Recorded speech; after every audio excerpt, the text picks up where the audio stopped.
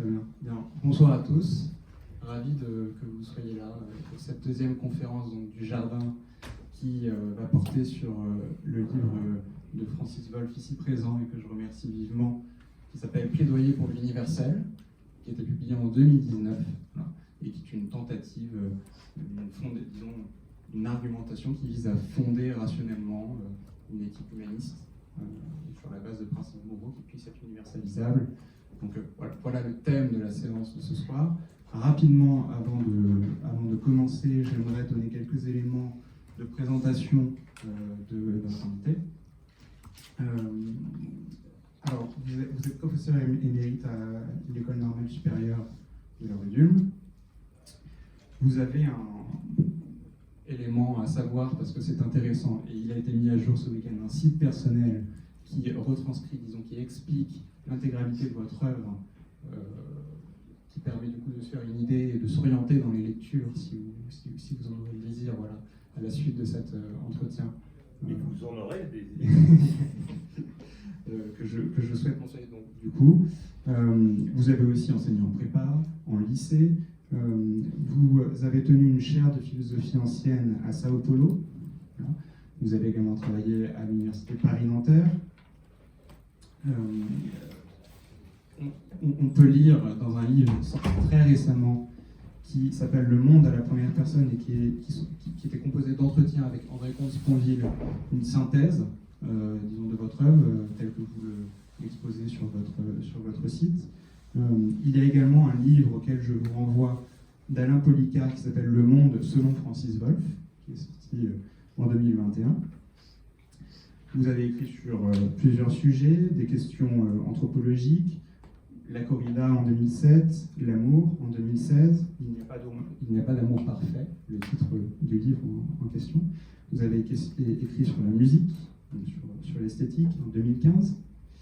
Et vous avez aussi, par-delà la philosophie antique, Platon, Aristote, travaillé sur des questions plus ontologiques, notamment avec un écrit sur la fameuse question « Pourquoi y a-t-il quelque chose plutôt que rien ?» abyssal, seulement en dire quelques mots. Et c'est pour cela qu'on vous a invité, vous êtes travaillé depuis un certain temps par la question de l'objectivité du bien, voilà, il me semble. Dans une citation sur votre site, d'ailleurs, on voit que c'est une question qui, je cite, vous terrifie en partie, c'est ce qui est écrit. Voilà, ça va être le thème de ce soir, la question de la morale, de son universalisation possible ou non, et notamment de l'universalisme comme disons, pensée politique et organisation du commun. Avant de juste partir sur le sujet, je vous propose de réagir à cette présentation qui ne prétend pas du tout à l'exhaustivité, pour nous raconter un peu votre chemin, tout simplement. Et ensuite, je laisserai Samuel enchaîner avec la question du plaidoyer. Alors, merci de cette présentation. Donc, en effet, j'ai une œuvre variée qui s'est, dans un premier temps, conformément peut-être aux carrières universitaires, a été spécialisée en histoire de la philosophie ancienne. J'ai écrit sur Socrate, Platon, Aristote. J'ai écrit un recueil publié il y a quelques années qui s'appelle Penser avec les anciens. Et puis, disons, depuis une trentaine d'années, je voyage tout seul dans la philosophie contemporaine. Et en effet, ce que vous avez présenté, les titres que vous avez présentés sont quelques-uns de mes livres principaux. Mais si je devais résumer tout cela, alors premièrement, je vous renverrai en effet à ce livre de synthèse que j'ai publié très récemment qui s'appelle Le monde à la première personne, et où je réponds aux questions de mon collègue et ami André Comte-Sponville qui m'interroge, ça n'est pas véritablement un dialogue, et où j'essaie de faire une synthèse à la fois de mon itinéraire, de mon parcours, un peu personnel aussi, même familial, qui, je crois, explique aussi une partie des positions que j'ai pu prendre, et d'autre part, de mes positions philosophiques qui ne sont évidemment pas tout à fait les positions les plus courantes dans la philosophie française depuis une trentaine, une quarantaine d'années, puisque en gros, ces positions dominantes ne sont pas marquées par la défense de l'universel et encore moins de l'humanisme.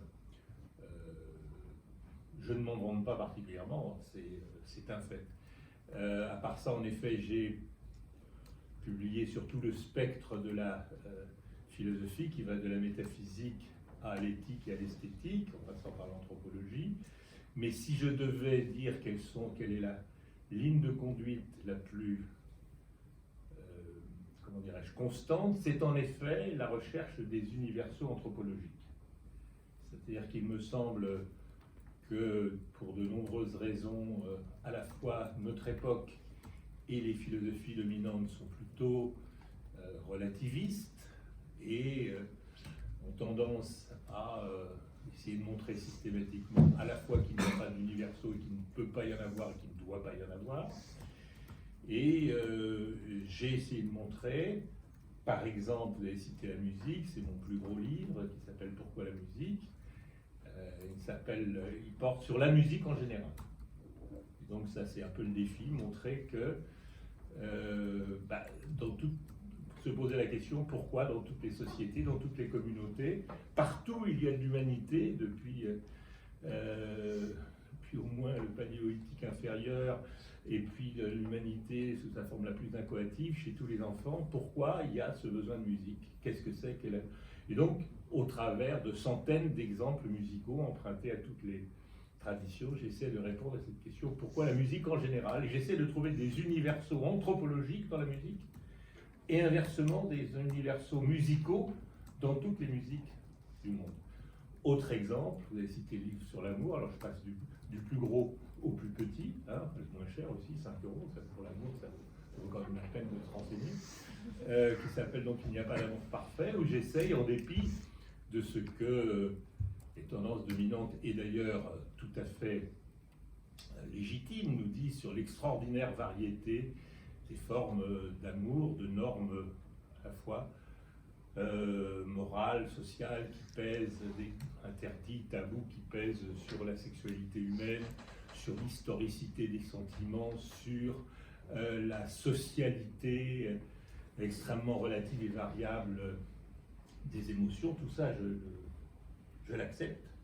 Et je montre pourquoi, quand même, on peut quand même définir l'amour comme un universel anthropologique, sans l'enfermer dans une définition étroite et qui tienne compte de l'ensemble de ces variations.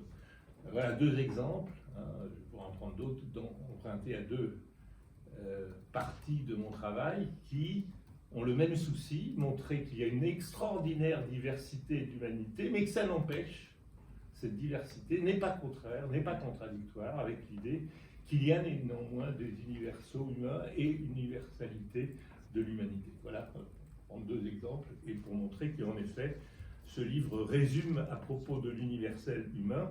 Son sous-titre est en effet « Fonder l'humanisme », quelques-unes des thèses que j'ai défendues. Donc voilà, il vient de sortir en poche, donc pub, puisqu'il y a la caméra. Voilà. Merci beaucoup Francis Wolf pour cette présentation de votre œuvre en général. Vous l'avez expliqué, donc avec ces 2 exemples de l'amour et de la musique. Le cœur de votre œuvre est fondé sur l'universel. Vous avez écrit en 2019, donc il y a maintenant 2 ans, un plaidoyer pour l'universel qui recoupe l'ensemble de ces thèses, ou en tout cas l'ensemble de ces principes à travers un livre pour fonder l'humanisme et le défendre. Est-ce que ce livre est une conclusion naturelle du reste de vos œuvres, ou est-ce que vous avez en 2019, à notre époque, ressenti un besoin particulier d'écrire ce livre, et pourquoi? Alors les 2 raisons sont légitimes, sont vraies.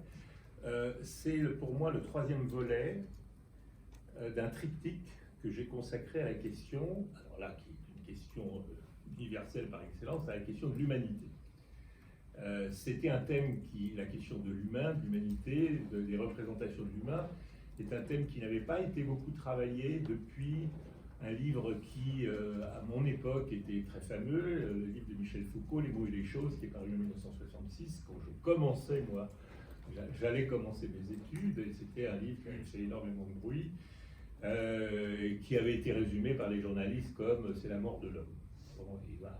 Et Foucault, dans Les mots et les choses, faisait une gigantesque, depuis, disons, le Moyen-Âge et la Renaissance, une espèce d'archéologie, comme il disait, des représentations de l'humanité jusqu'aux sciences humaines.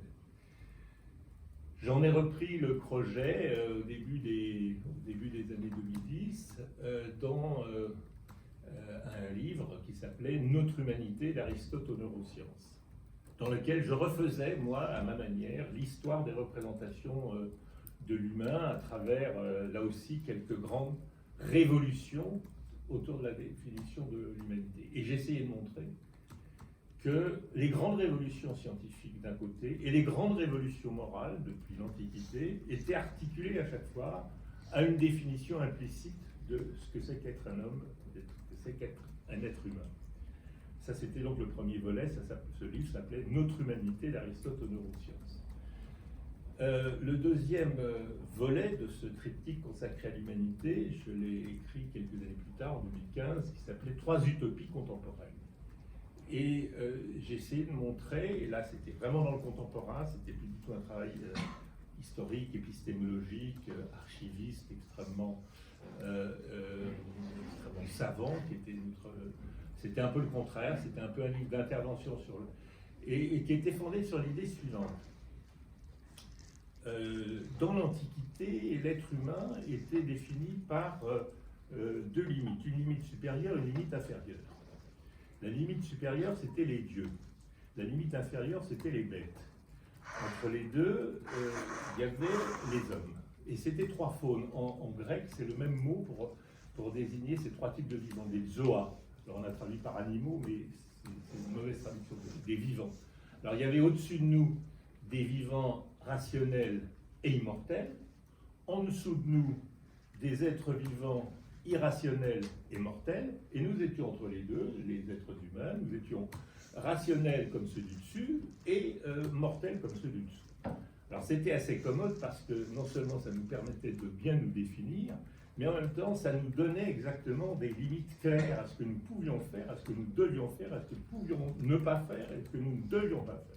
Nous ne devions pas nous prendre pour des dieux, c'était un péché qui s'appelait celui d'Hubris, de celui qui voulait s'égaler aux dieux, être immortel, se guérir de sa mortalité, et nous ne devions pas nous identifier à des bêtes, c'est-à-dire à nous oublier notre rationalité, à nous avêtir. Voilà. Donc, je suis parti de ce constat et du fait que l'époque que nous vivons est peut-être définie par la perte de ces deux limites. C'est-à-dire que d'un côté, il y a ce qu'on appelle l'utopie post-humaniste, transhumaniste ou post-humaniste, je ne rentre pas dans les détails, dans lesquels consiste à dire, mais si nous oublions notre animalité et que grâce à la technique, grâce à la robotique, nous pouvions, eh bien au fond, devenir en quelque sorte des surhumains, des post-humains, et pourquoi pas accéder à l'immortalité. Vous connaissez peut-être ces thèses post-humanistes qui sont soutenues souvent politiquement par des courants libertariens, enfin peu importe. Donc il y a cette tendance qui vient du fait que nous ne croyons plus qu'il y a de limites supérieures, mais nous ne croyons plus non plus qu'il y a une limite inférieure, et il y a tous ces mouvements antispécistes qui disent au fond la limite animale, homme, n'a plus beaucoup de sens, etc. Donc j'ai essayé de montrer pourquoi, au fond, aux vieilles utopies politiques du XXe siècle, qui étaient des utopies politiques du salut commun, aujourd'hui que nous ne croyons plus ni au salut ni au commun, il y a des espèces de formes d'utopies individualistes qui vont soit vers s'immortaliser comme des dieux, soit devenir au fond la communauté de tous les vivants égaux, comme et qu'il n'y aurait plus de différence morale entre tous les êtres vivants. Alors ça, c'était le deuxième volet du triptyque, centré sur l'humanité. J'ajoute, parce que vous auriez pu me faire remarquer, mais alors pourquoi vous avez dit il y a trois utopies, vous n'avez cité que deux? Bonne objection. Alors, parce que je dis, y a-t-il une utopie qui ne soit ni post-humaniste, ni animaliste? Je réponds oui, il y a une utopie humaniste qui est l'universalisme, le cosmopolitisme, c'est-à-dire l'idée utopique que nous ne formerions, que nous pourrions ne former qu'une seule humanité. C'est une idée que nous avons héritée d'une certaine manière de Kant, le droit cosmopolitique, et je disais, il y a des signes qui font, avant-coureurs du fait qu'il serait possible de fonder une humanité cosmopolitique à long terme, un petit peu. Je donnais un certain nombre d'arguments que j'appelle sur la cosmopolitisation du monde. Voilà, ça c'était donc le deuxième volet, mes trois utopies. Bon. Et le troisième volet, c'est le plaidoyer pour l'universel, où j'ai dit au fond, dans mes deux précédents livres, je présupposais quelque chose que je n'aurais pas dû présupposer sans l'avoir démontré. C'est la valeur de l'humanité. Parce que, après tout, on pourrait dire, pourquoi l'humanité aura-t-elle plus de valeur que, je sais pas moi, n'importe quel autre type de vivant, ou la nature en général, ou Dieu, beaucoup de choses qui ont une valeur absolue. Et donc,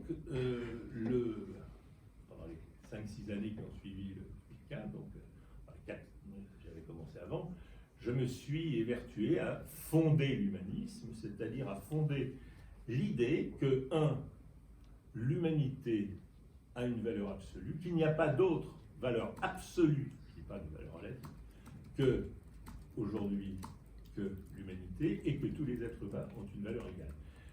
C'est facile à dire, ce n'est pas facile à faire, à fonder, c'est-à-dire à essayer de trouver le fondement rationnel. Pourquoi c'est pas facile? Pour une raison très simple, c'est que les deux fondements possibles de cette idée, nous n'y croyons plus aujourd'hui, la postmodernité.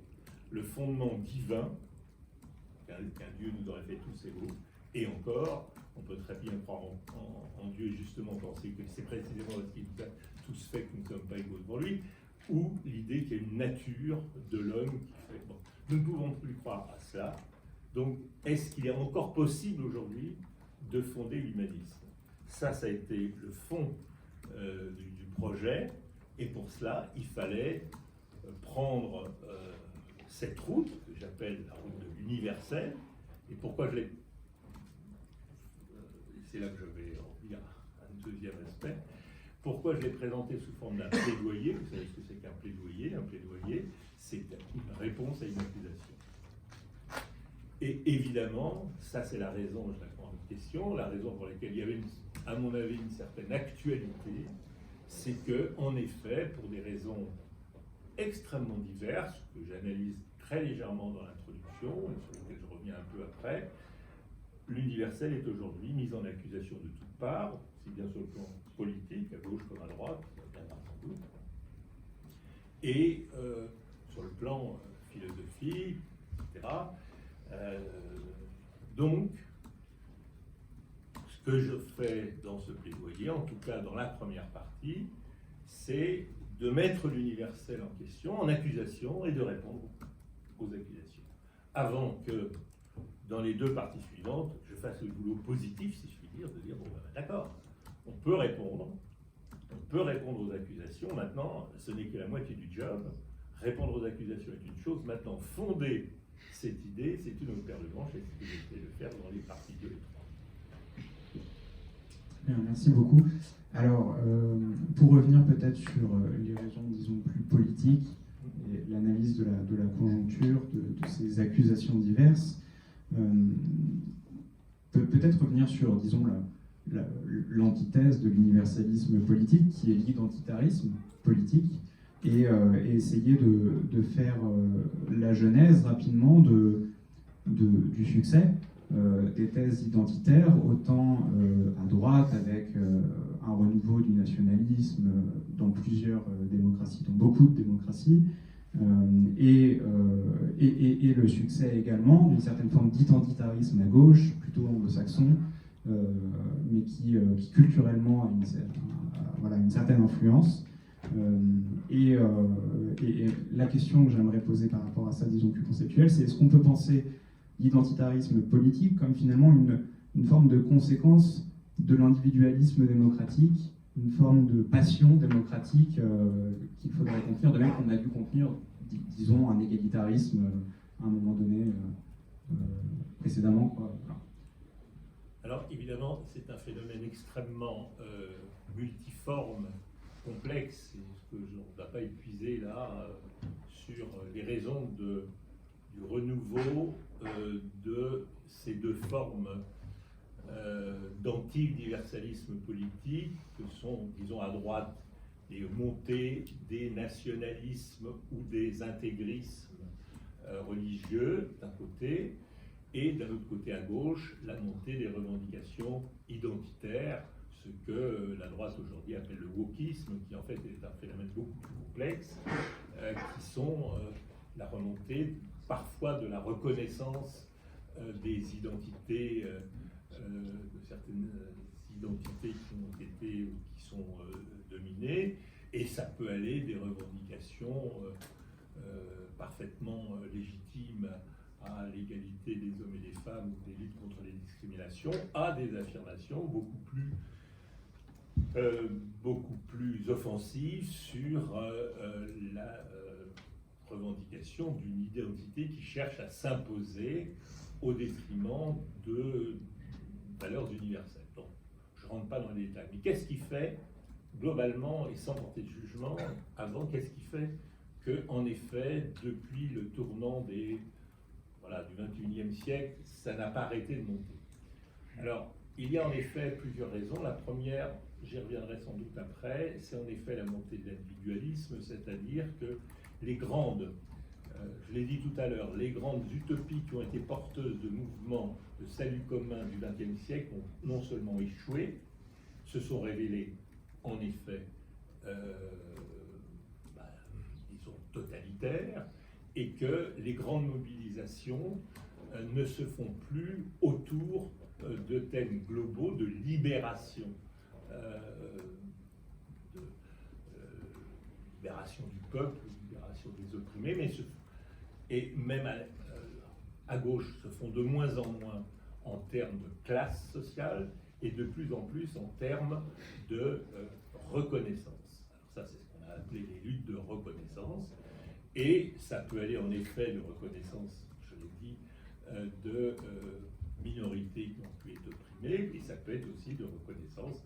Voilà, ce qui s'est passé après l'écroulement de l'URSS, c'était un éclatement de toutes les formes de nationalisme qui avaient été qui avaient été un peu réprimés par le soviétisme, et pareil avec l'éclatement de la Yougoslavie, on a pu reconnaître toutes les nations balkaniques, etc. Bon, ça c'est une raison. Une deuxième raison, je crois, est bien paradoxale, c'est que de plus en plus, nous prenons conscience, quand je dis nous, c'est partout dans le monde, nous prenons conscience que les problèmes sont globaux. C'est-à-dire que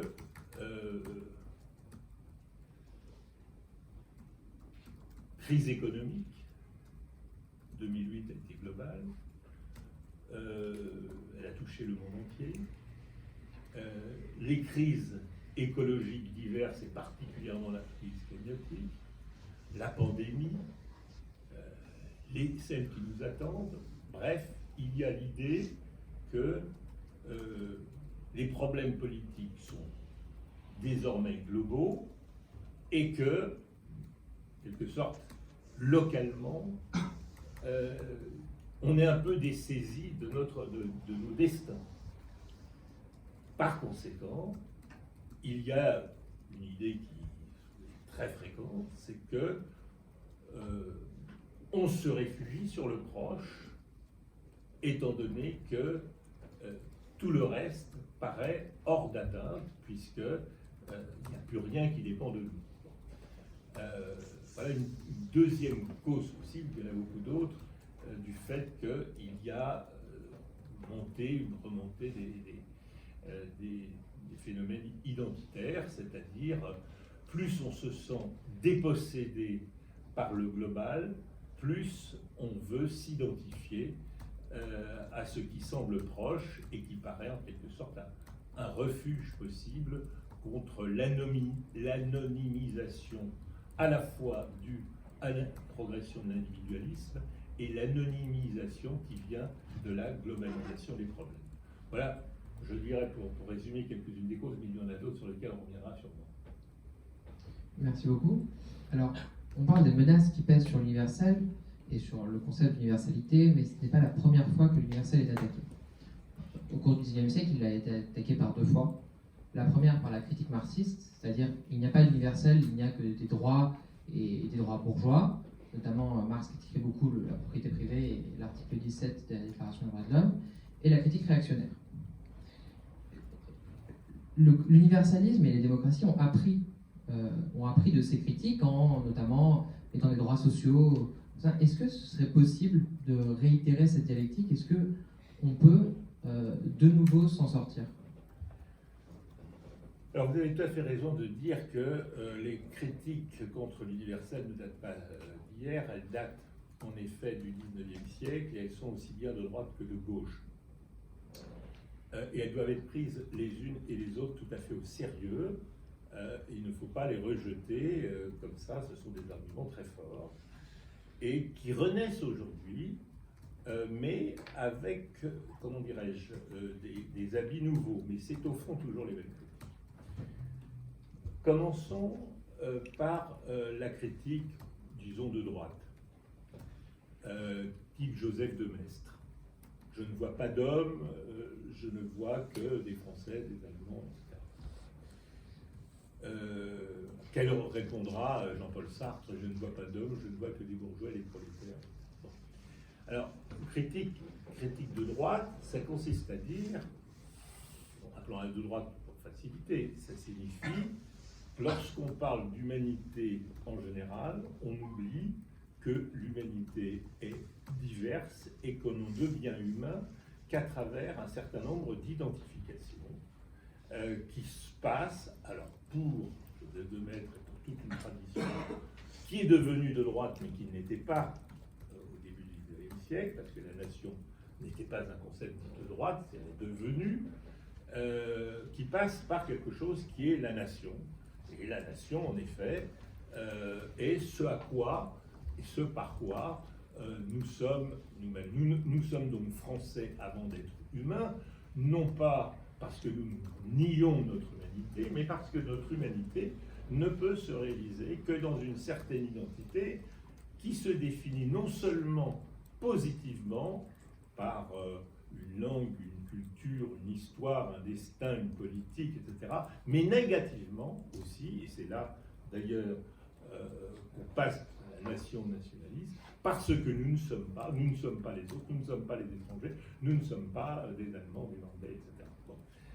Alors, cette critique doit être en effet prise au sérieux. Je prends maintenant, mais avant éventuellement d'y répondre, voyons la critique de gauche, qui est celle de Marx et qui est tout à fait reprise, à peu près dans les mêmes termes, même si les gens n'en ont pas conscience, aussi bien par les critiques de gauche aujourd'hui, qui sont les critiques postcoloniales. Parfois certains courants féministes reprennent la critique de type marxiste, qui s'abrite souvent derrière un certain nombre parmi les meilleurs textes de Marx dans l'idéologie allemande, par exemple, qui sont les suivants. L'universel prétend être neutre, hein, il ne choisit pas, or il n'y a pas, on ne peut pas être neutre, on ne peut pas parler des hommes en général, il faut toujours parler, est-ce que l'on parle des exploiteurs ou des exploités, est-ce que l'on parle des dominants ou est-ce qu'on parle des dominés, lorsqu'on dit l'homme, critique féministe, est-ce qu'on parle des êtres humains ou est-ce qu'on parle des mâles qui sont globalement et dans toutes les sociétés dominants, puisque le patriarcat est universel, etc. Donc, l'universel se présente comme neutre, il ne l'est jamais. Deuxièmement, deuxième critique de gauche, l'universel est le masque de l'intérêt du plus fort. C'est-à-dire, c'est une critique critique sérieuse, que je prends non seulement au sérieux, et je donne tout un tas d'exemples qui montrent que cette critique est tout à fait légitime. Il ne faut pas faire. Beaucoup des plus grandes crimes de l'histoire de l'humanité se sont faits au nom de l'universel. Et d'accord avec certaines thèses décoloniales, ça a pu commencer en 1492 avec la conquête, ce qu'on a appelé la conquête de l'Amérique, qui était une extermination et un génocide, le premier très grand génocide de l'histoire. C'est-à-dire, on allait apporter la civilisation universelle, puisque nous étions porteurs de l'universel.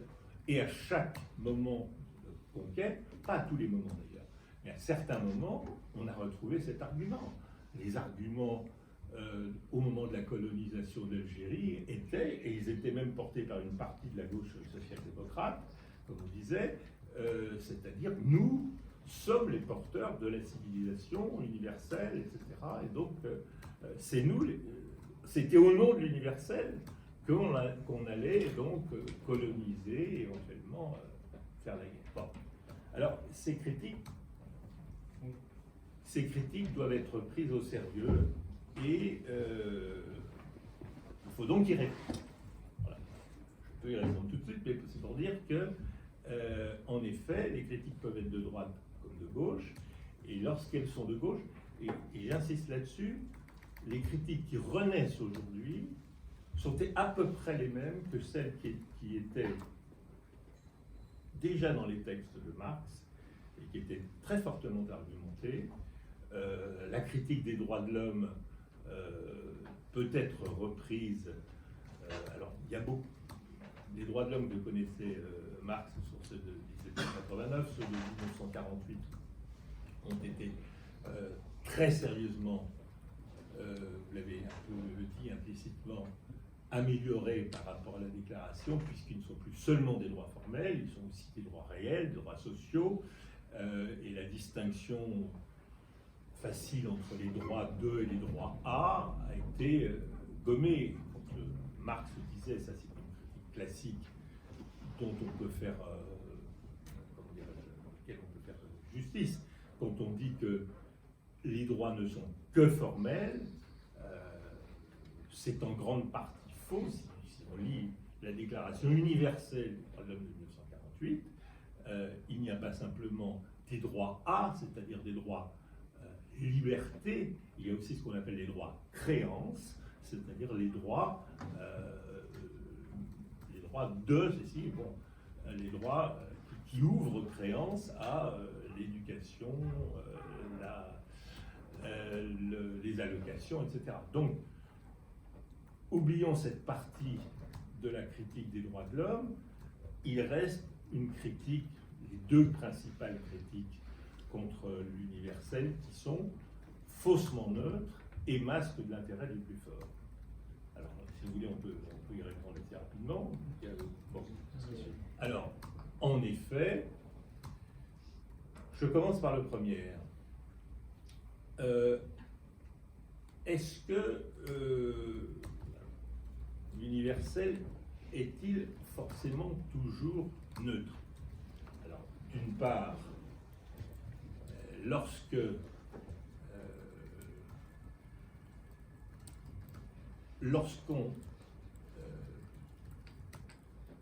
je vais prendre le problème sous un autre angle. Est-ce que l'universel est-il forcément toujours du côté, disons, du dominant? Ça, c'est un argument très classique de dire celui qui est porteur de l'universel, c'est vrai, c'est celui qui est en position de l'affirmer et donc qui est déjà en position dominante. Alors, ce que l'on peut dire, c'est que si on le regarde de l'autre côté, la plupart des luttes d'émancipation,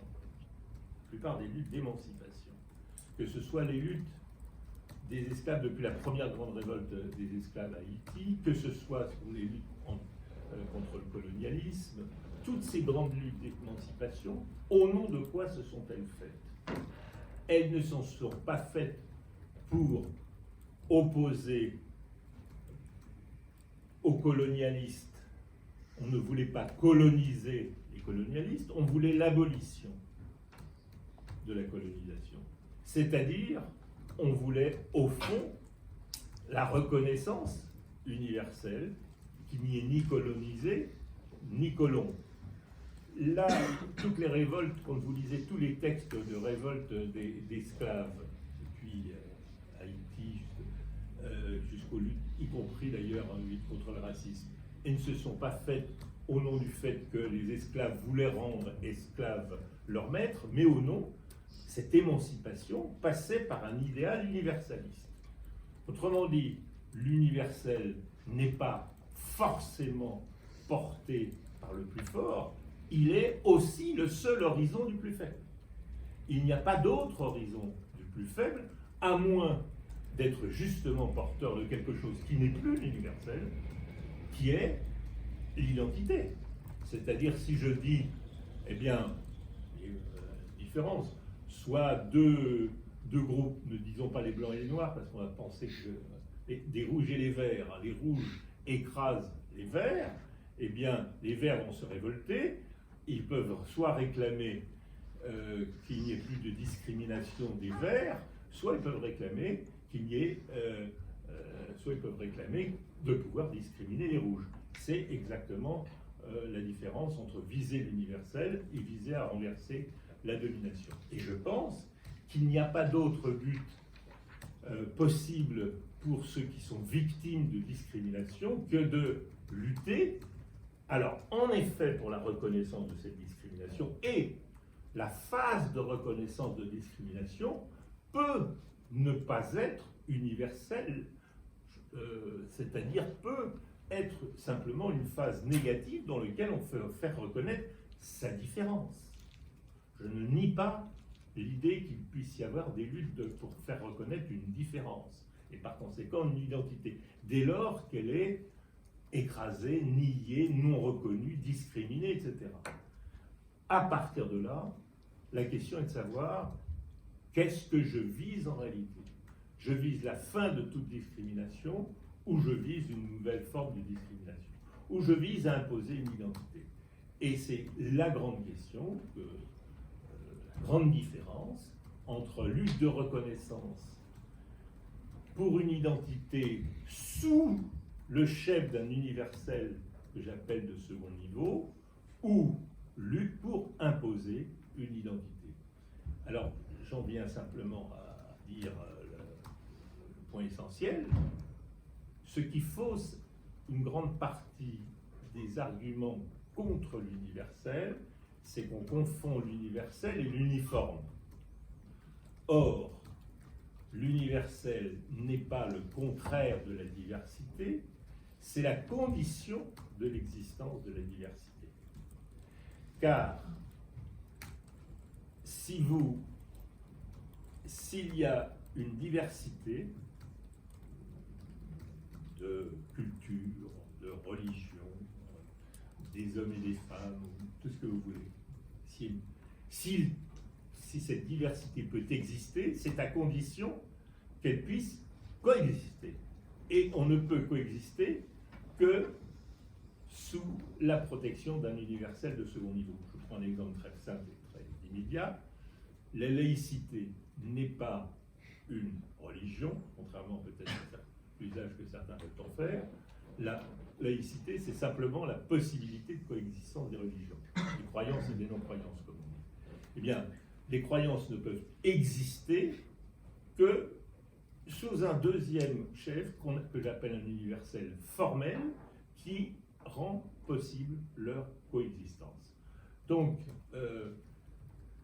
toutes les luttes de reconnaissance peuvent être légitimes lorsqu'il y a encore une fois des identités qui sont opprimées ou non reconnues, à l'intérieur du fait qu'elles s'abritent derrière un universel que j'appelle formel et de deuxième niveau. Merci beaucoup. Alors, pour revenir peut-être sur la critique réactionnaire, oui, et la question que cette critique soulève, disons avoir votre réponse sur la problématique suivante. Qu'est-ce qui fait l'humanité de l'homme? Est-ce que c'est, disons, son enracinement, ce qui fait qu'il se distingue de ce qui n'est pas distingué, voilà. Ou est-ce que c'est au contraire, et c'est vraiment l'idéal des Lumières, si on le résume à gros traits, la possibilité spécifique de se déraciner, ou du moins de sortir de soi.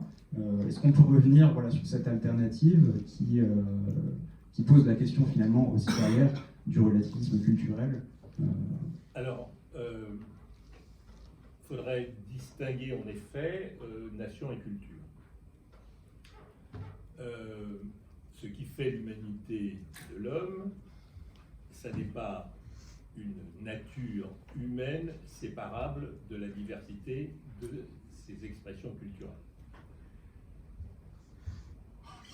Alors, ça implique plusieurs choses. Ça implique que si on trouve des universaux, alors là je le prends ici, je ne parle plus des universaux au sens qu'on a pris jusqu'à maintenant, c'est-à-dire des universaux de droit, mais si on parle des universaux de fait, je vais prendre quelques universaux de fait sur lesquels anthropologiquement tout le monde s'accorde. On ne connaît pas de société, de culture, de communauté qui ne rend pas un culte aux morts. Ça n'existe pas dans toute l'humanité. Alors, c'est un universel anthropologique, très bien. Ce qui fait l'humanité, c'est pas le culte des morts en général, même s'il y a quelque chose d'intéressant là-dedans, mais c'est que selon les cultures, selon les lieux, selon les moments historiques, ce culte ne se rend pas du tout de la même façon, il n'est pas accompagné des mêmes croyances, des mêmes rites, des mêmes dogmes, des mêmes, du même rapport aux défunts. Il n'y a pas de société, il n'y a pas de communauté humaine qui ne connaisse pas l'idée d'hospitalité. Là, elle se manifeste d'une façon culturellement extraordinairement variable. Voilà, la politesse, c'est quelque chose d'universel, mais les règles de politesse sont extraordinairement variables. Alors, on peut insister soit sur ces universaux anthropologiques, soit insister sur leur extraordinaire variabilité culturelle. Les deux sont aussi vrais l'un que l'autre. Ça, c'est pour la variabilité culturelle. Maintenant,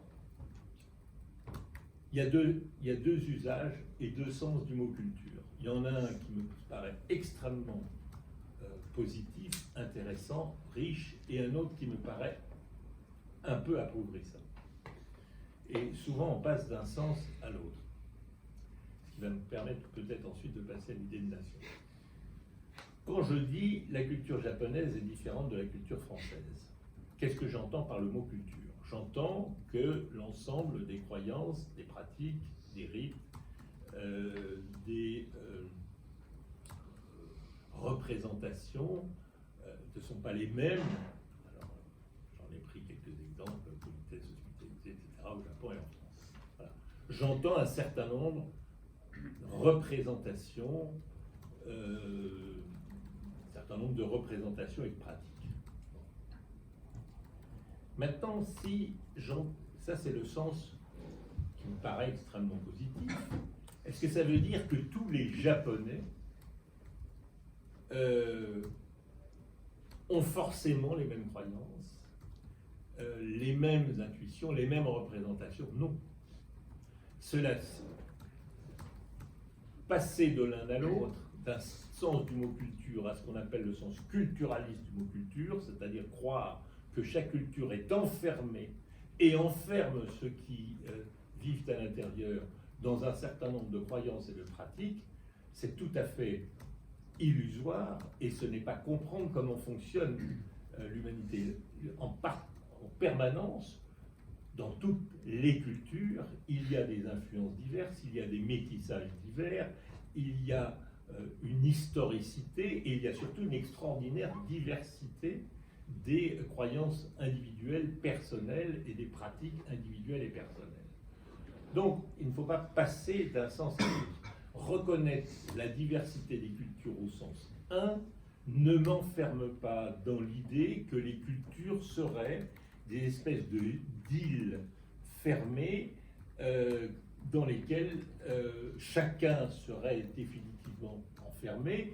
Et si vous allez vivre quelques années au Japon, vous acquérerez un certain nombre de traits de la culture japonaise Et ça vous enrichira et ça ne vous fermera pas à votre culture.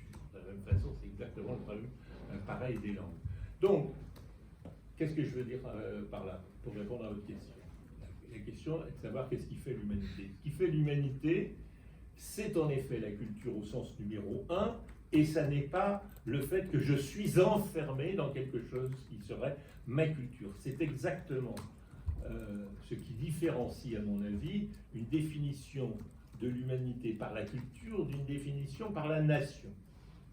Parce que, selon les cas, on va définir la nation, il y a tellement de définitions, on va définir la nation par des traits qui peuvent être culturels, religieux, par exemple, linguistiques, dans d'autres cas, historiques, dans le troisième cas, politiques, dans le quatrième cas. Et, évidemment, ça n'est pas du tout la même chose à chaque fois. Et la seule chose qui va réunir l'idée de nation, c'est quelque chose qui va être une mobilisation faite par les nationalistes.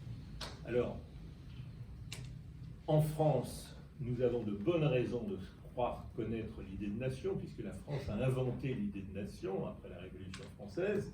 Mais je rappelle, moi, que quand j'étais encore enfant, on disait que la nation française allait de Dunkerque à Tamanrasset. C'est-à-dire que l'Algérie, c'était la nation française. Bon. On sait ce que ça a signifié. Ça a signifié qu'il y a eu une guerre d'indépendance de l'Algérie, que très probablement la nation, l'idée de nation est née du nationalisme algérien qui n'a été possible que par cette lutte de libération nationale, et que ça a été un nationalisme contre un autre. Alors, je pose tout un tas de questions. Y a-t-il une nation arabe? Y a-t-il une nation juive? Y a-t-il une nation belge? Y a-t-il une nation britannique? Y a-t-il une nation indo-pakistanaise? Bref, quand on regarde le globe et qu'on se pose la question des États-nations, on sait très bien ce que c'est que les États, à peu près, c'est défini à l'ONU, et on ne sait pas très bien ce que c'est que les nations. Donc, ça c'est pour répondre à la critique, disons, de droite. Je crois beaucoup au fait que notre humanité passe par une culture, une langue, que cette culture, elle est encore une fois faite de métissages divers et d'influences diverses, elle est variable, elle est plastique, elle est évolutive, elle est historique, et elle s'incarne en effet dans une langue maternelle, mieux encore si on est bilingue, mais elle n'est pas enfermée dans une identité fixe, donnée une fois pour toutes. Merci beaucoup. Revenons aux critiques qui sont faites au concept d'universalité. Aujourd'hui, il y a des nouvelles critiques qui sont portées contre la notion universelle. Il y a la critique écologique d'abord, la critique féministe et tout ce qui concerne les études qui vont être soit postcoloniales, soit a fortiori décoloniales. Quels sont les apports de ces critiques et quelles sont leurs limites? Alors, les apports viennent du fait, je l'ai dit tout à fait au début, du fait que les luttes aujourd'hui d'émancipation ne se font pas.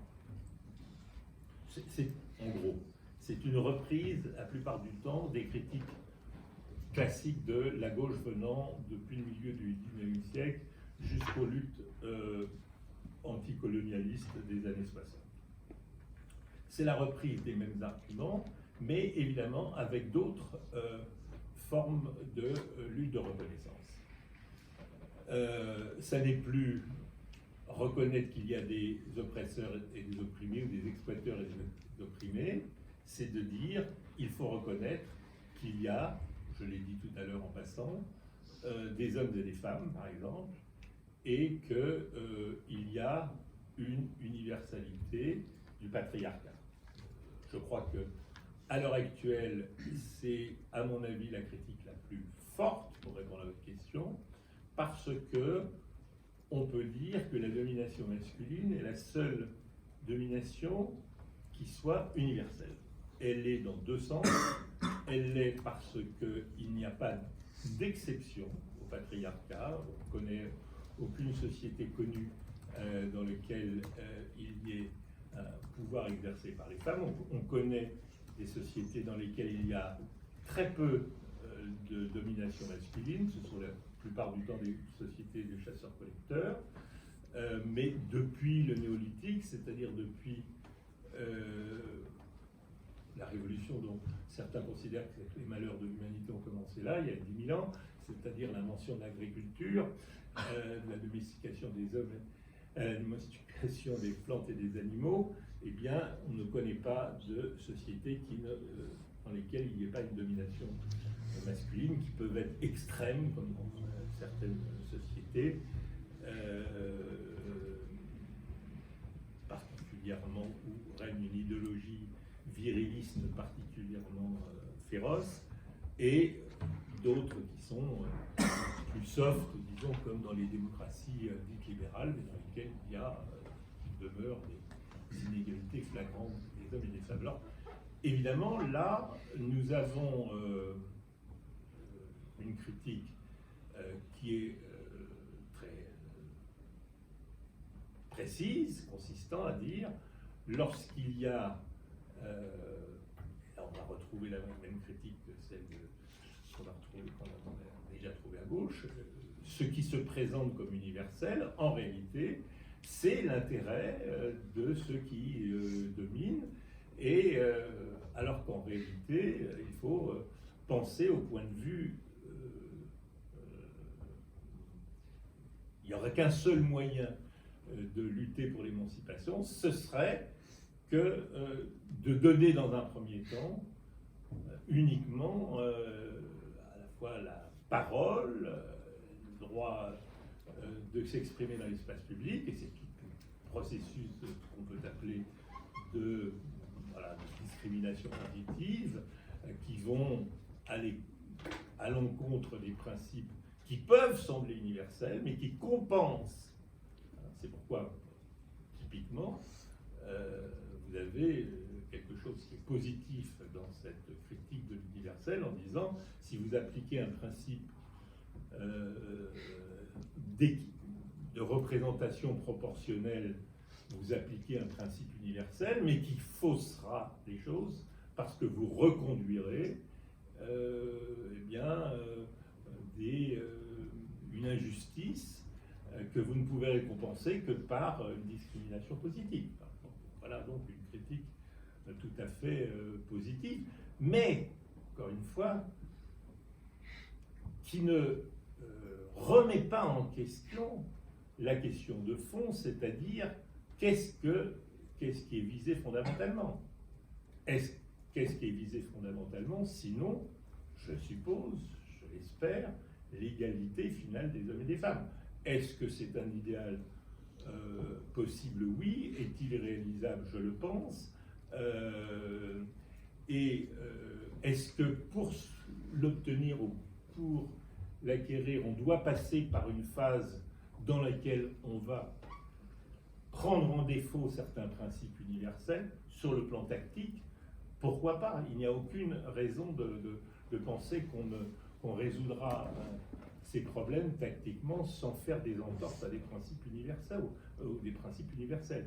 Donc voilà, il y a un apport. De la même façon, je crois que ce qu'on peut retenir des critiques postcoloniales, c'est en effet qu'il subsiste dans les pays qui, comme le nôtre, qui ont parmi les lois les plus sévères contre toutes les formes de discrimination, il demeure des discriminations à l'emploi, à l'embauche, au logement, contre un certain nombre de populations, par exemple contre les gens dont le nom a une consonance maghrébine, etc. C'est absolument indéniable.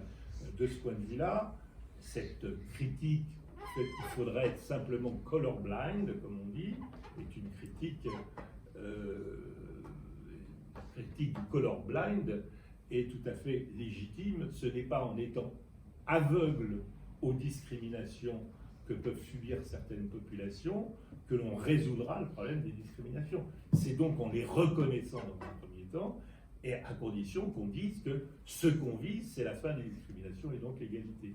Voilà donc à la fois cet apport, hein, mais sur le plan de la critique, c'est à mon avis toujours en gros la même critique, c'est que l'universel serait uniquement le masque de l'intérêt du plus fort.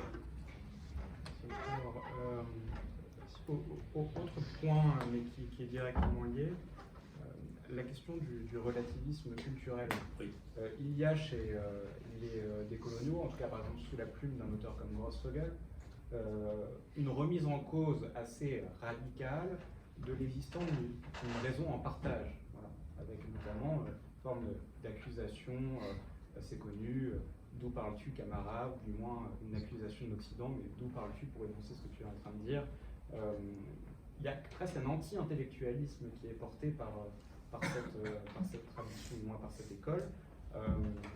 Est-ce que vous pouvez revenir sur cette critique de la raison, finalement, la possibilité d'une communication qui soit vraiment intersubjective et d'un pont entre les consciences?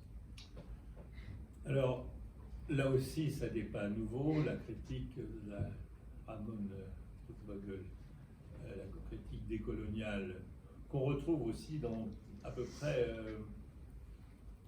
aussi dans certaines autres tendances tout à fait à droite de l'échiquier politique, c'est-à-dire qu'il ne peut pas y avoir, chacun est enfermé dans sa forme, il n'y a pas de rationalité universelle. Alors, bien évidemment, alors dans le cas du décolonial, c'est un peu compliqué parce que, comme c'est souvent des post-marxistes et qu'ils ont beaucoup lu Marx et qu'ils essayent maintenant de rejeter le marxisme au nom des principes même du marxisme, ça fait un empilement un peu compliqué. Mais ce qui m'étonne toujours dans ce genre de critique, c'est le fait même qu'elle puisse se formuler. Si vous formulez une critique contre n'importe quoi, c'est que vous pensez au pouvoir, croyez, au pouvoir de l'argument et à l'universalité de la valeur que vous défendez. Donc, vous êtes en train de contredire votre propre thèse en disant qu'il n'y a pas de raison universelle, puisque pour pouvoir le démontrer, ou pour pouvoir le montrer, il faut que vous en adoptiez les principes. Ou alors, vous renoncez à toute forme d'argumentation. Mais il n'y a rien de plus articulé, pour moi c'est beaucoup d'argussie, mais enfin, argumentativement, que ceux qui essayent de se débattre dans l'idée qu'il n'y a pas de communication universelle. Alors pourquoi essayent-ils de l'imposer? Vous savez, ça me rappelle, vous savez ce qu'en philosophie on appelle le solipsiste. Solipsiste, c'est celui qui a été tellement convaincu par un raisonnement à la Descartes, je suis que voilà, il a le sentiment qu'au fond, il n'a pas de certitude autre que celle de sa propre existence, hein, et que tout ce qui lui parvient de l'extérieur, il ne le sait que par ses propres sens, il ne le sait que parce que ça lui parvient par l'ouïe, le toucher, la vue, etc. Et donc, au fond, il est arrivé à cette thèse métaphysique très très angoissante. Moi seul j'existe, et le reste c'est du décor. Alors, il y a une plaisanterie assez fameuse là-dessus. Supposez que je sois solipsiste, et un jour je viens vous voir et je vous dis, vous savez pas ce qui m'arrive, Tom, je viens de m'apercevoir que moi seul j'existe et que vous n'existez pas. Alors évidemment, si j'étais persuadé de cette thèse, je ne viendrais pas essayer de vous en convaincre. C'est complètement contradictoire. Eh bien, c'est pareil, ceux qui essaient de nous convaincre qu'il n'y a pas de moyen de convaincre universellement, puisque c'est précisément ce qu'ils essayent de faire en recourant à la seule manifestation de la rationalité qui soit universelle, qui est justement l'argumentation. Alors, parce que c'est toute la troisième partie du plaidoyer pour l'universel, j'essaie de montrer que, au-delà de la guerre des valeurs,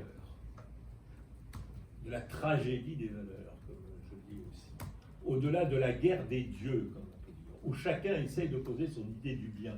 Je ne nie pas qu'au fond, l'idée de bien que se fait Ramon et celle que je me fais n'est pas la même. Mais si je discute avec lui, c'est qu'il y a au niveau supérieur quelque chose qui nous met d'accord, non pas substantiellement, mais c'est le fait que nous pouvons en discuter.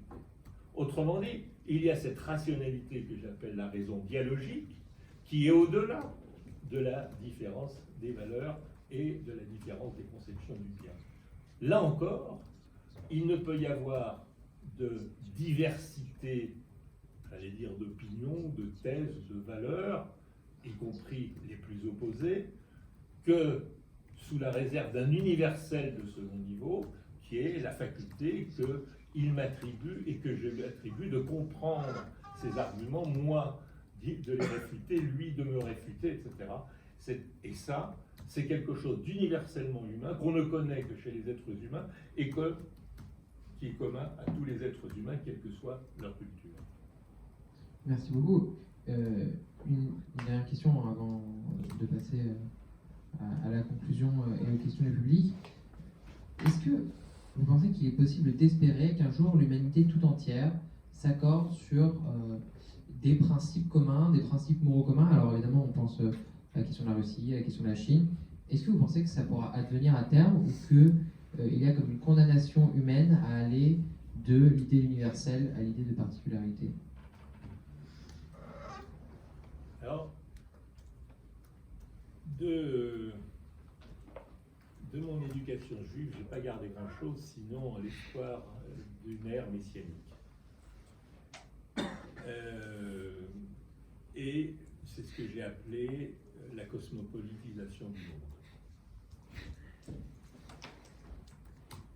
La cosmopolitisation du monde,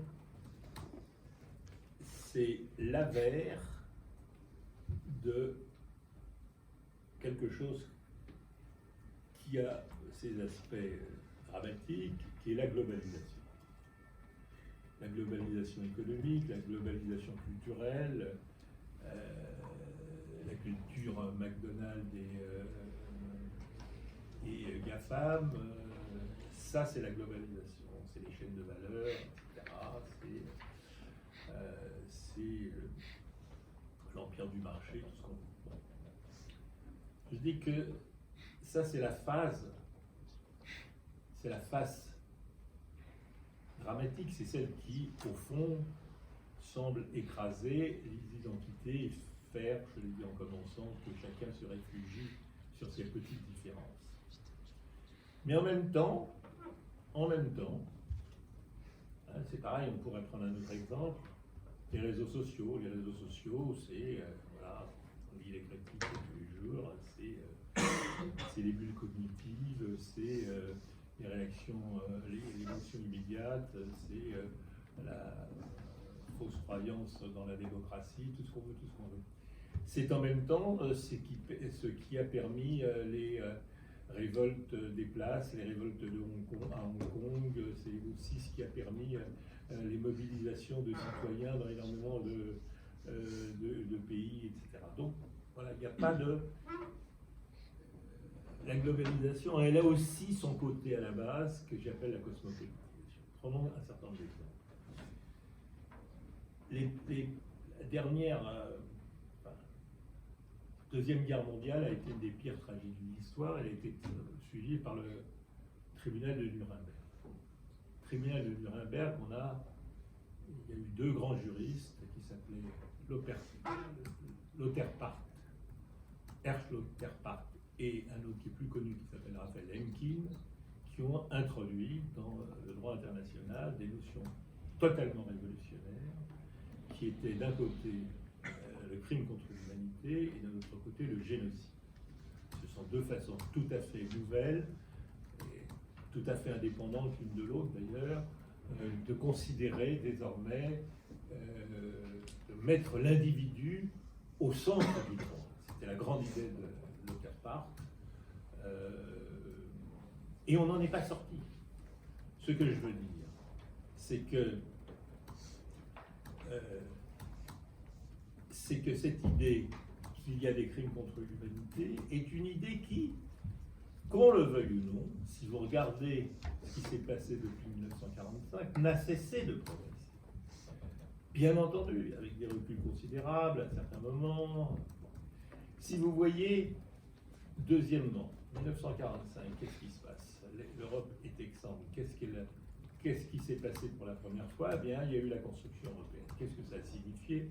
Ça signifie quand même que je crois, pour la première fois dans l'histoire, qu'il y a eu au moins 60 ans ou 50 ans de paix en Europe, au travers d'un certain nombre de principes des pères fondateurs qui ont été ces mêmes principes, qui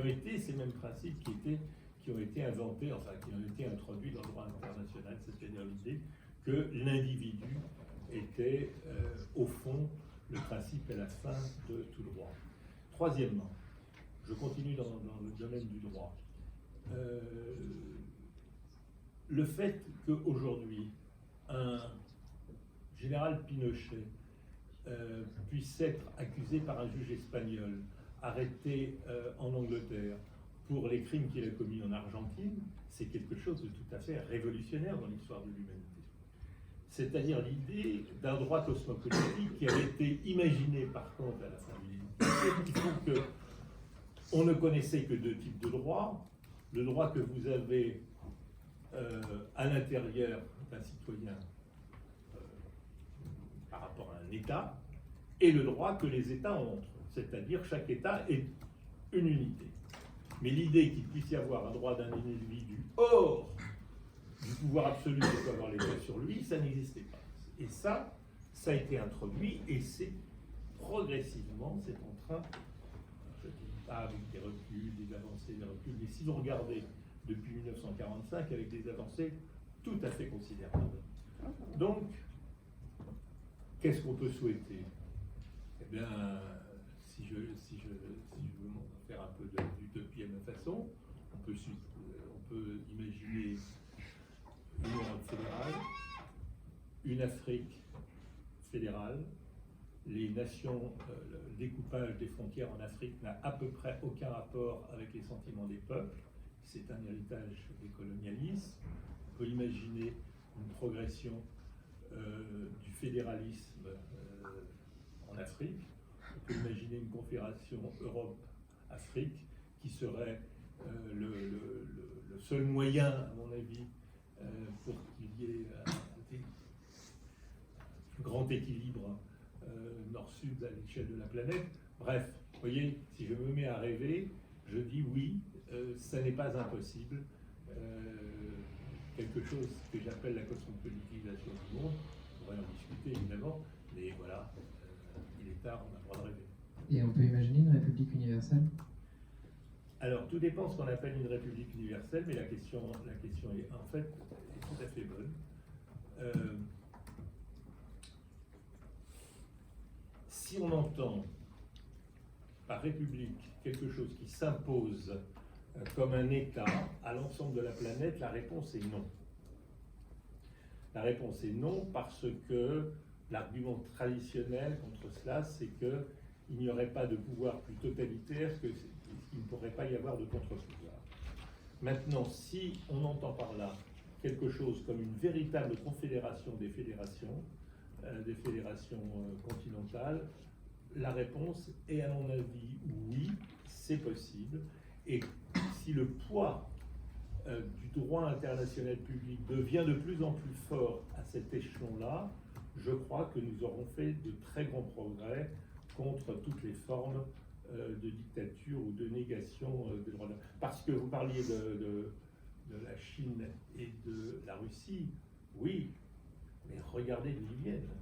Regardez ce que c'était il y a 30 ans, regardez ce que c'était que la Chine sous maoïsme, ça n'a rien à voir.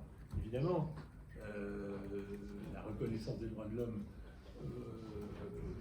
est encore loin d'être acquise en Chine. Et je rappelle quand même que la révolution culturelle a fait des millions de morts,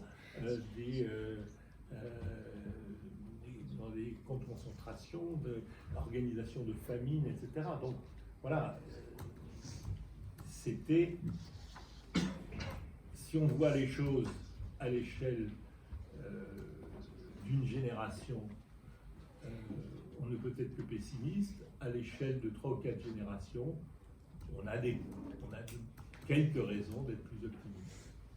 Merci beaucoup Francis Wolff pour cette présence. Avant de passer aux questions du public, une dernière question qu'on a également posée à Céline Spector et qu'on compte poser à l'ensemble des autres invités. Est-ce que vous avez quelques conseils de lecture, des lectures qui vous ont apporté, qui vous ont fondé?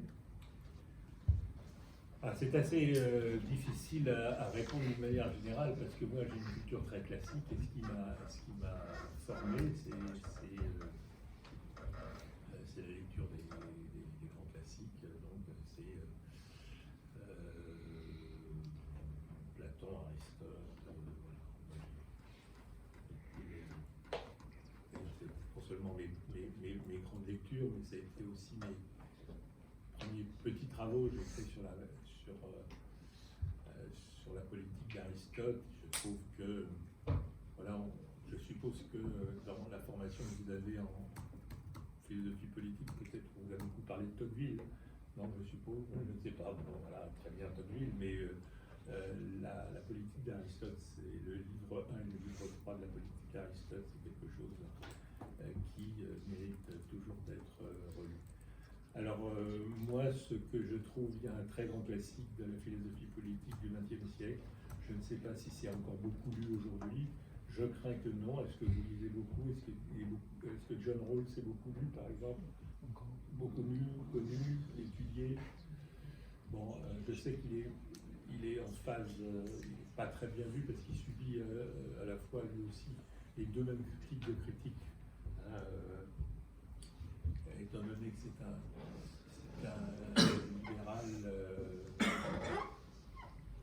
libéral socialiste, il subit à la fois les critiques des communautariens et des marxistes. Voilà. Que vous conseillez, je ne sais pas dans quel domaine, moi je peux vous conseiller certains de mes livres, mais ça, je n'avais pas besoin de le faire. C'est déjà bien, merci beaucoup. Est-ce que quelqu'un a une question? Paul, tu as la parole. Vous avez relevé plusieurs causes, plusieurs explications à la montée de l'individualisme et des mouvements identitaires. Il y a beaucoup de gens qui disent que c'est à cause de la pensée anthropologique qui est venue après le structuralisme. Et d'une pensée franchement anti-humaniste, ce qu'on parfois on a appelé la French Theory. Est-ce que vous pensez que ces mouvements sont responsables, ont un rôle important dans les revendications identitaires et dans la civilisation non humaniste dans laquelle de moins en moins humaniste dans laquelle on vit? Alors, c'est une question évidemment qui est au centre de mes préoccupations et je ne peux pas vous renvoyer. Enfin, le livre dont on vous parlait tout à l'heure, qui s'appelle Le monde à la première personne, dans lequel je réponds à André Consponville, est en grande partie tourne autour de ça, c'est-à-dire autour de la formation qui a été la nôtre, à lui et à moi, puisque nous sommes à peu près de la même génération, et nous avons été en effet formés par des maîtres qui étaient anti-humanistes. J'ai été formé, quand je suis rentré à Normal Sup, il y avait deux profs qui étaient Althusser et Derrida, et l'un comme l'autre sont connus pour leur position dite anti-humaniste, pour des raisons totalement différentes. Althusser était à l'intérieur du marxisme un représentant d'une philosophie anti-humaniste, c'est-à-dire qu'il était méchant, c'était l'homme le plus gentil du monde. Mais il considérait en effet que les lectures humanistes de Marx, qui ont pu être représentées, y compris à un certain moment par Sartre, enfin peu importe, étaient des déviations par rapport à la doctrine de Marx à partir de 1845, c'est-à-dire de l'idéologie allemande selon laquelle il fallait avoir une lecture exclusivement classiste et non pas humaniste des rapports sociaux. Qu'il ne fallait pas anthropologiser les rapports sociaux. Il fallait les comprendre comme des rapports antagonistes et qu'une société se définissait par ses antagonismes. D'un autre côté, Derrida célèbre pour une certaine lecture française de Heidegger. Heidegger parlait de destruction de la métaphysique, d'extruction, et Derrida avait euphémisé cela en français par le mot déconstruction. Et l'idée de déconstruction, pour Derrida, c'était l'idée que derrière tous les grands concepts, je simplifie l'extrême, Dieu, la substance, le sujet, l'homme, il fallait les déconstruire et montrer comment ils fonctionnaient et comment ils dissimulaient en effet les rapports de pouvoir, etc. Alors, donc ça a été la formation que j'ai reçue, qui était la formation dominante, en effet, de la philosophie dans les années 60-70 du siècle dernier. Il est vrai qu'il y a eu un aller-retour atlantique, c'est tout à fait vrai, c'est-à-dire que Derrida lui-même et un certain nombre de penseurs dans cette mouvance ont été traduits aux États-Unis et ont une grande influence dans les campus, dans un milieu dans lequel le marxisme n'avait jamais été pris.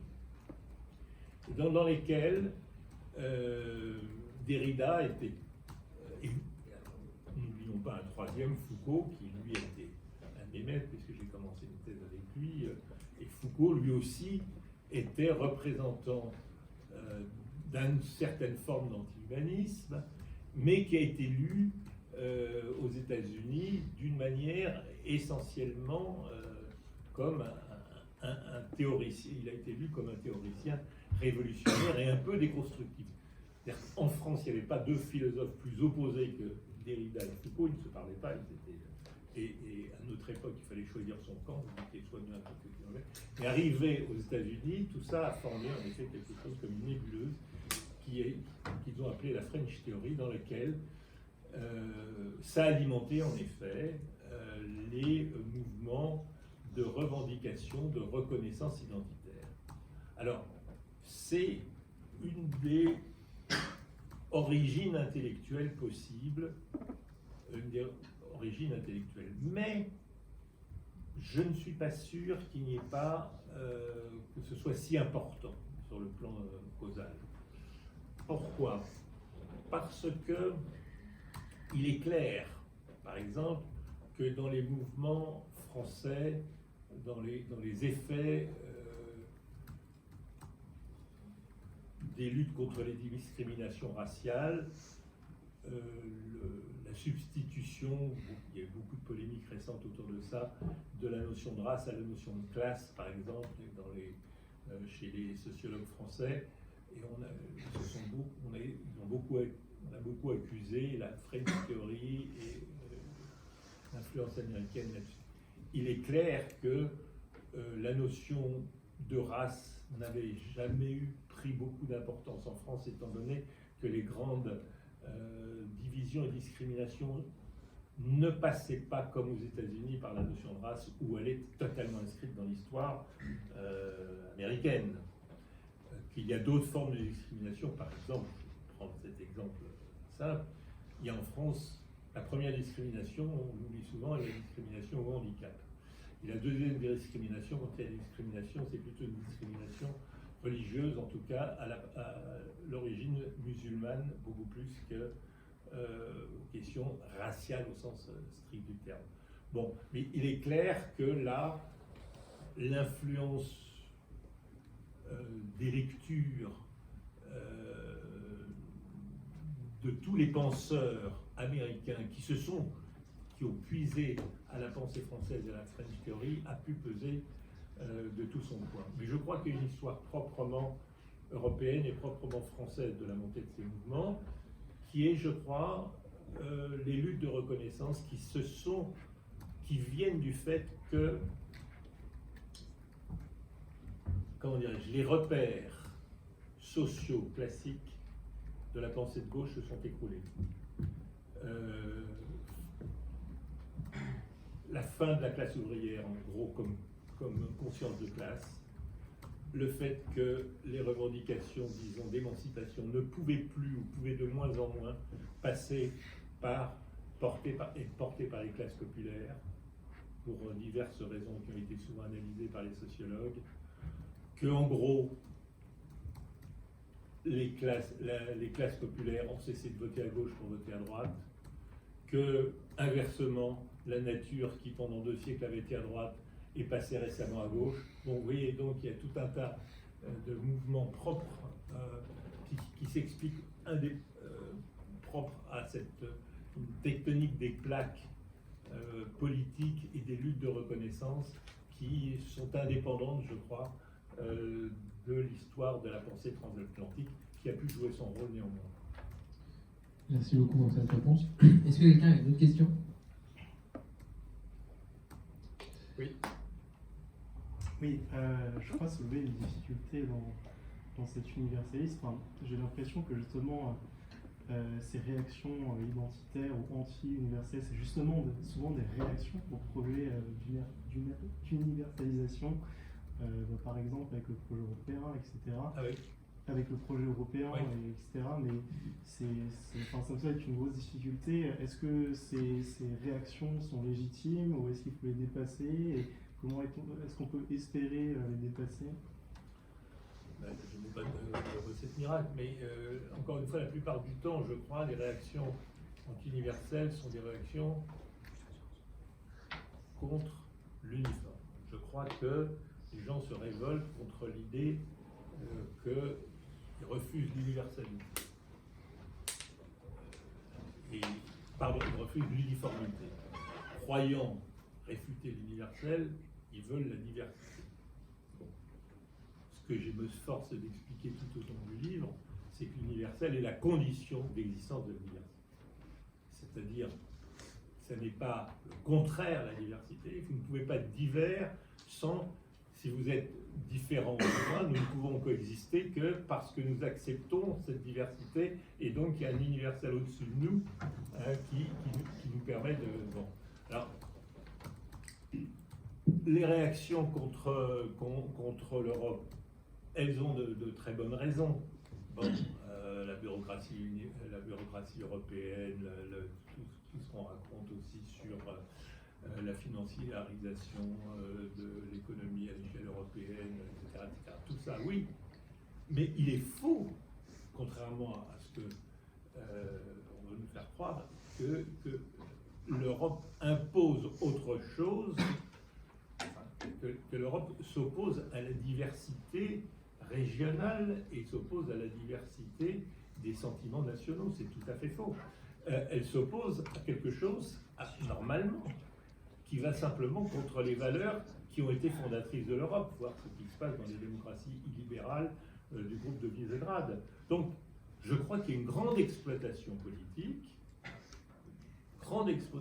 c'est une exploitation politique de certains dirigeants de s'en prendre aux valeurs universelles en les faisant passer pour des valeurs uniformisatrices qui vont, en quelque sorte, planifier leurs différences, qui vont leur empêcher d'être catholiques en Pologne, alors qu'il n'y a rien, bien au contraire, dans les principes fondateurs et universalistes de l'Europe qui empêchent les gens de pratiquer leur religion, bien au contraire. C'est ce qui leur permet de pratiquer d'une façon libre une religion, c'est que vous reconnaissez la liberté de conscience des autres. C'est tout aussi bête que ça. Donc, je répète, je crois que c'est une exploitation de l'ambiguïté universelle, uniforme, qui à la fois provoque ces réactions en effet de repli identitaire, et qui sont une exploitation indue. Je ne sais pas si vous êtes satisfait de ça. Oui, très bien. Nouvelle question? Oui. Vous avez parlé de destruction et de déconstruction. Est-ce que vous faites une différence entre les deux? Alors, moi, je ne fais aucune différence. Destruction de la métaphysique, c'était l'expression de Heidegger, et Derrida, qui était un lecteur de Heidegger et qui a adapté sa philosophie, enfin un certain nombre de principes de sa philosophie, a utilisé en français le mot déconstruction. Mais disons que c'est un euphémisme. On ne veut pas détruire, on veut déconstruire, c'est-à-dire montrer comment c'est construit. Voilà, la différence, c'est que l'un apparaît purement négatif, on veut abolir quelque chose qui n'existe plus, alors que le but de Derrida dans la déconstruction, c'était de montrer comment quelque chose qui nous paraissait s'imposer absolument de façon naturelle était construit et avait été constitué, construit. Donc, déconstruire, c'est montrer le processus de la construction en le démontant. Une dernière. Oui, peut-être pour réagir par rapport à ça, sur cette idée que finalement il faut déconstruire la norme, est-ce que paradoxalement il n'y a pas une forme de retour du refoulé, au sens où la déconstruction peut elle-même devenir la norme et du coup, disons de... Oui, alors il y a une autre façon de dire ça, c'est le snobisme de l'esprit fort. On ne me la fait pas, quoi. Alors, on ne me la fait pas, vous croyez que... bon, oui, c'est aussi le raisonnement qu'on a, le raisonnement populiste des antivax qui savent mieux que tout le monde. Voilà, donc voilà, ça c'est l'esprit fort. Bien sûr, alors dès lors que quelque chose apparaît comme faire l'unanimité, on veut montrer qu'on en sait plus que tout le monde. C'est un biais cognitif assez banal et universel. Et voilà, ça peut être aussi une tactique de drague. Oui. Une dernière question.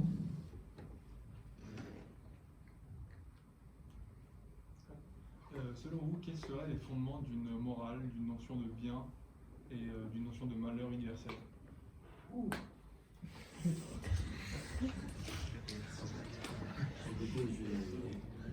J'ai consacré une partie de ma vie à cette question et je ne suis pas sûr de l'avoir résolue. Alors,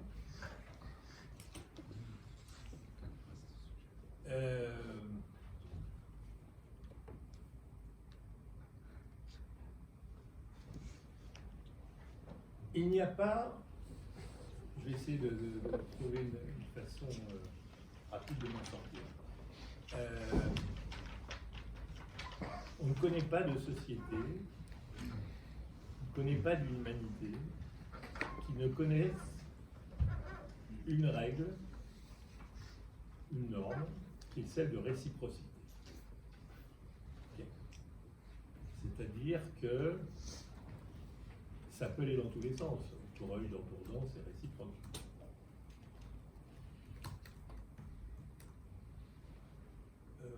Quelqu'un qui est gentil avec moi, je suis gentil avec lui. Voilà, c'est de la réciprocité. Et ça paraît être une valeur qui est universellement comprise, admise dans toutes les communautés, dans toutes les sociétés. Réciprocité. Je ne dis pas que tout le monde la respecte, loin de là. Loin de là. Vous donnez un autre exemple, c'est une parenthèse pour montrer que ça n'a rien à voir avec le fait qu'il y a un universel de droit, un universel de fait. On ne connaît pas de société dans lesquelles il n'y ait pas des viols. Et on ne connaît pas de société dans laquelle le viol n'est pas condamné. Donc, vous voyez la différence entre le droit et le fait. Alors, je reprends la réciprocité. Dans toute société, et on pense que c'est quelque chose qui est commun à l'humanité pour des raisons très très solidement ancrées dans l'anthropologie, il y a quelque chose comme une règle de réciprocité qui va s'imposer. Alors, j'ai imaginé, et j'en parle un petit peu à la fin du livre, la situation suivante. Qu'est-ce qui nous... Je résume très brièvement. Qu'est-ce qui nous constitue, nous, comme êtres humains? Ce qui nous constitue comme êtres humains, ça n'est pas la raison, au sens de la faculté de raisonner, parce qu'on sait très bien que les machines raisonnent beaucoup mieux que nous. Ça n'est pas le langage, parce qu'on sait très bien qu'il y a beaucoup d'animaux sociaux qui ont des formes d'expression et de communication qui sont très élaborées. Ce qui nous définit comme humanité, c'est que nous raisonnons par le langage et que nous avons un langage qui nous permet de raisonner, c'est-à-dire de raisonner ensemble, de raisonner dans et par le dialogue, ce que j'appelle la raison dialogique. Alors, imaginez maintenant, faites l'expérience de pensée suivante. Vous réunissez les êtres humains définis uniquement par le fait qu'ils sont doués de raison dialogique. Ils n'ont pas de sentiments, ils ne savent rien, ils n'ont pas de mémoire, ils sont juste seulement des êtres dotés de raison dialogique, comme vous et moi. On parle, on discute, on argumente, on réfléchit, on dit oui, on dit non. On dit non, je peux vous dire non, je ne suis pas d'accord, vous pouvez dire non, je ne suis pas d'accord. Et je peux me dire ça à moi-même. Et on leur dit, inventez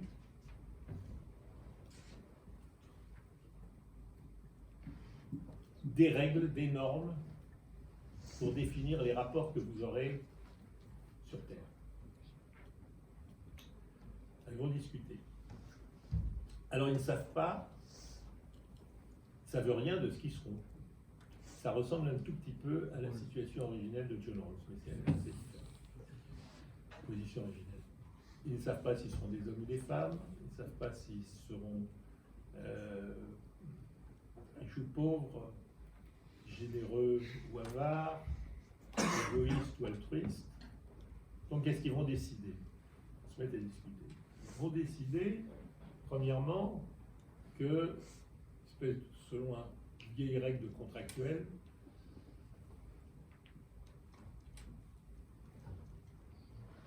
je n'agresserai personne à condition que personne ne m'agresse. Ça ne mange pas de pain comme ça. Et puis ils vont décider aussi, puisqu'ils peut-être qu'ils seront vulnérables, peut-être qu'ils seront faibles, peut-être qu'ils seront malades, et j'aiderai dans la mesure du possible les autres à ce condition que tout le monde en fasse autant. Ce sont deux règles de réciprocité qu'on peut décliner autant qu'on veut, de toutes les manières possibles. Est-ce qu'elles ont un contenu? Non, elles sont purement formelles.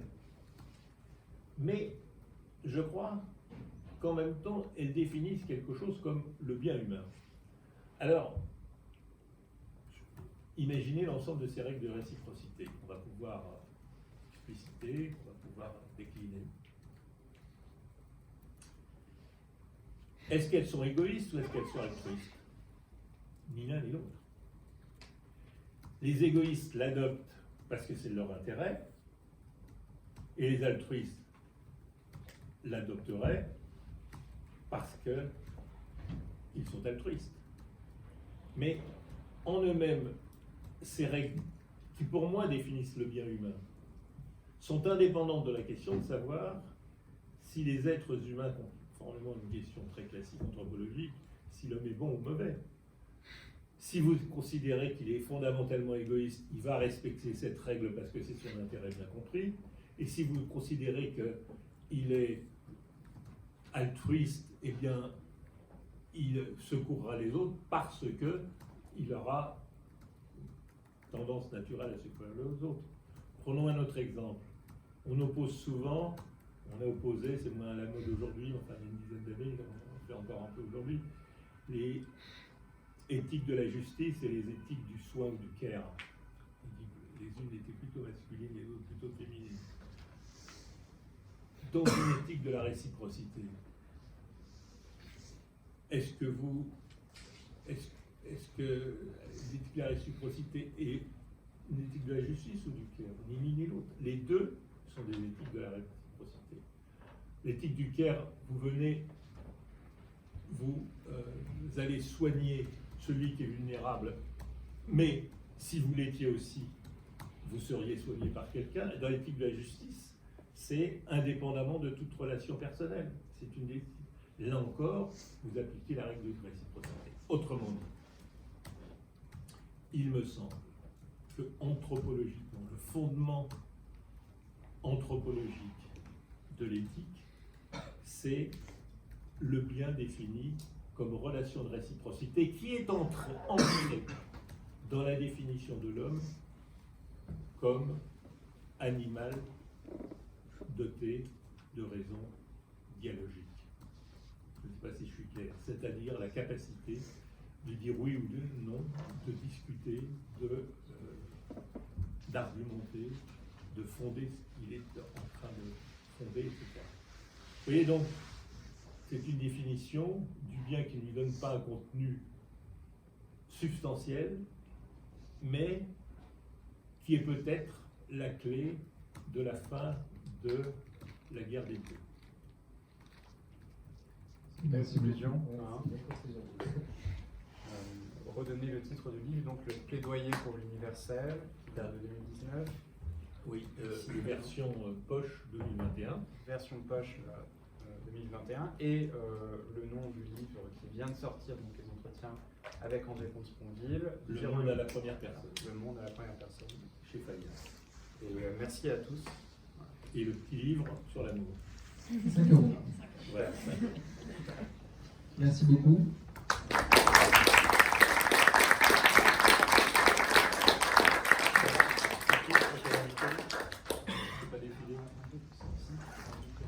Ah d'accord.